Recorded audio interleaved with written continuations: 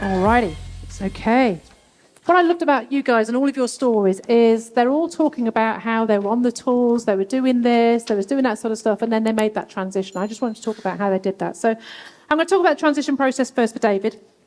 What was the turning point for you when you realised it was time to step away from the day-to-day business, and what was the first thing that you did? We were on your boot camp, and we had a discussion. It was me and the senior team. We'd done a few things already. We'd squeezed a bit of juice. We'd optimised a few things. But we realised that something was stopping us from growing any further. And the reality is that what we realised was it was me. And actually, I was too involved in the day-to-day. So I remember us saying that Toasting gave us, which was you're either on your way or in your way. And I was very much in my own way. That's a big light bulb moment, isn't it? Massive, massive. So I didn't quite go cold turkey, to be honest. Didn't extract myself overnight, but I just started to do less and less. And I think one of the things that stopped me from doing this was almost the fear of delegating. See, I almost saw delegating as almost like a bad thing to someone I was delegating to. I was giving them something they didn't want to do. But the reality is, quite a lot of stuff you delegate, you elevate that person, you give them more responsibility, and that helps them grow. Absolutely. That's a great way to see it. Like we was doing with the delegation waterfall, people rise as you pass stuff on. You're holding them back otherwise, aren't you? Absolutely. It is amazing what people have in them when you do give them that opportunity to grow. I've only just taken over from Dad, so it's a transition now, but you're seeing people come out of their shells and grow into it themselves, which is great. For us, our mindset had to go from being employees to business owners, straight into the entrepreneur part, panic, what we're going to do, and then going to build our team and our senior team. So it's been a world, and that's all in 2 years.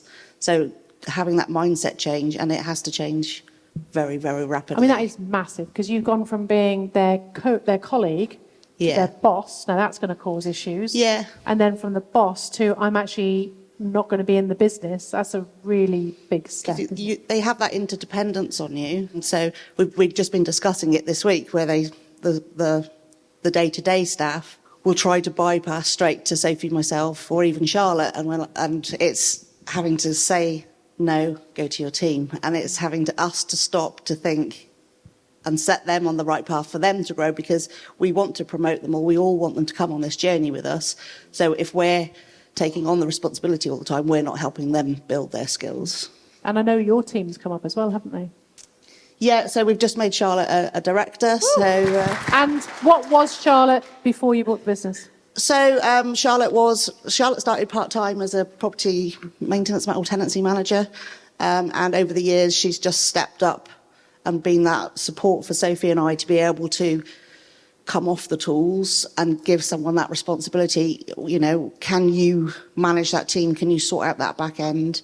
And can you get the figures together, and can you do more of the day-to-day stuff? So now we're having to do the waterfall system from her role into the people that we've just promoted to team leaders and managers. Amazing. Wow, well done. Phil, we talked about mindset. How did your mindset shift? I know this is quite a big thing for you. I still struggle with this, I think, now, to be fair. It is that difference of, I ran around doing sales, doing all the listings and stuff like that for a big part of the company, kind of brought in the most in sales income for the company. So it was particularly scary for me to try and step back, because I always saw it as, well, if I'm not doing it, there's going to be a massive hole in the business there. And it was quite a big amount of revenue that was coming in.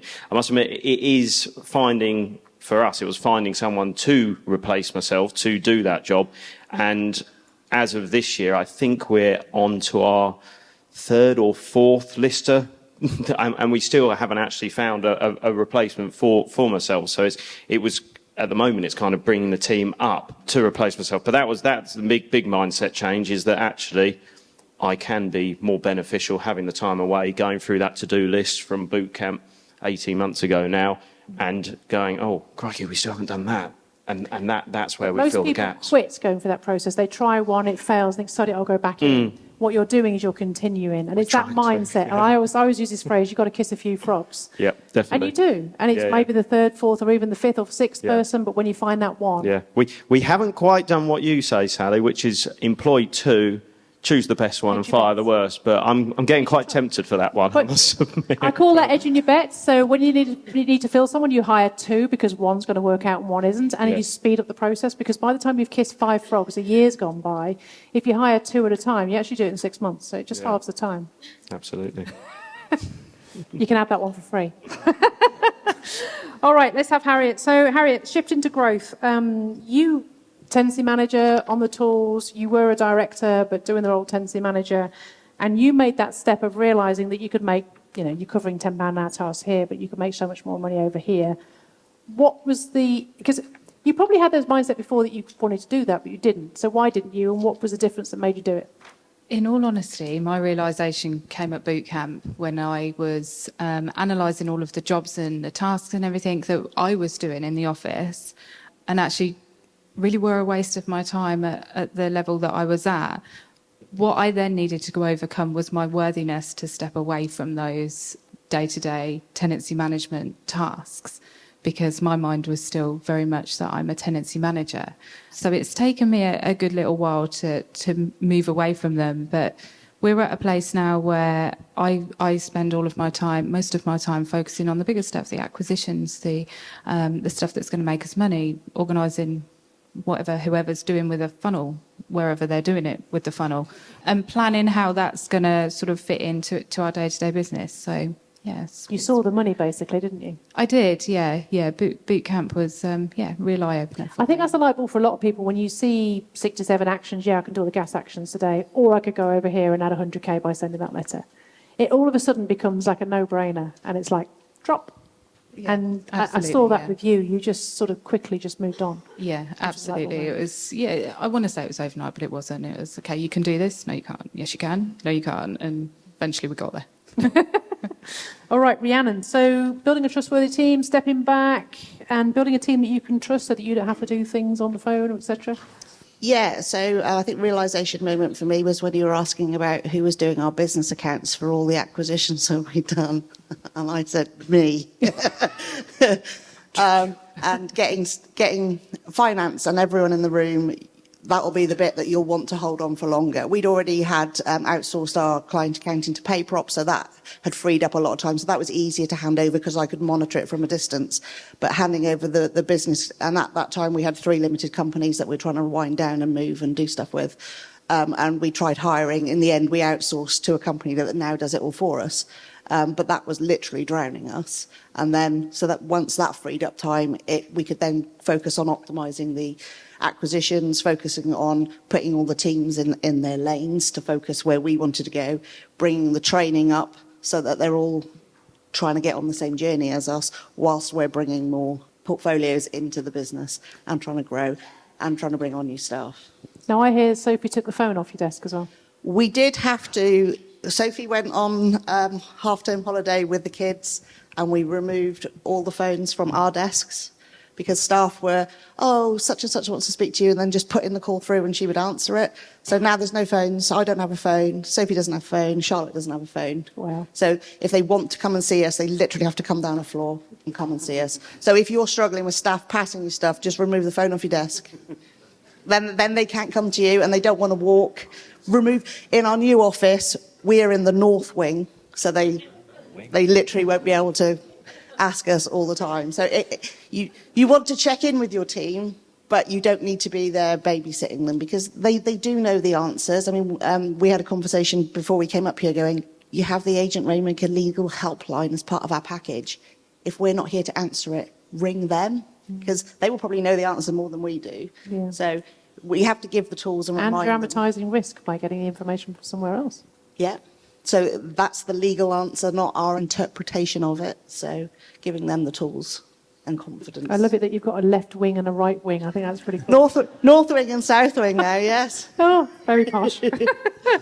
Advice for letting go moving forward, Robert? How did you let go and move forward? How do you do that? Because the biggest thing I get is I can't let go. I've got to do it. That's the biggest I think people have different fears as to what's stopping them from doing that.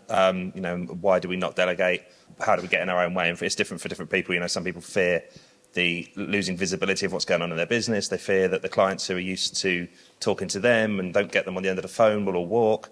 They get worried about whether the gas certificates will get done. And so whatever that fear is that's in in your head, you have to take some action to stop that one. So whether it is training your team, whether it is improving your reporting, whether it is having a better audit checklist function, whatever it is that you need to do to give yourself the confidence to knock that fear on the head is a big bit. And for me personally, it was the fear that by becoming the CEO and stepping back, that the rest of the team who I'd historically been in the trenches with would turn around and go, oh, he's just sitting in his ivory tower being lazy and not really doing anything. So the way I overcame that was, well, here's my job description, everybody. You know, we're remapping out what everyone's doing.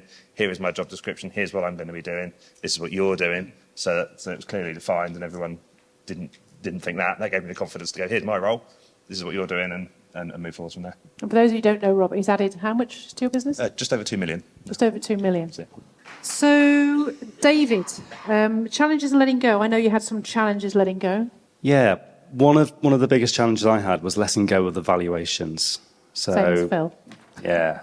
Still haven't fully done it. So I'd done lettings valuations probably for 12 years at that point, and I was a good converter.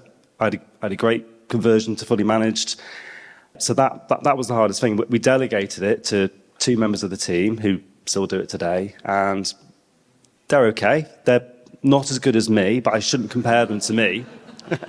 But that's okay, because the way I see my role from their point of view now is I'm their coach. I'm going to train them and coach them to be better than I ever was. So my job is to go and learn from people like yourself, Sally, other agents in the industry, other coaches and mentors, and work out what we need to be doing to make as much money as possible and grow as a company, as a team, and then implement that for them.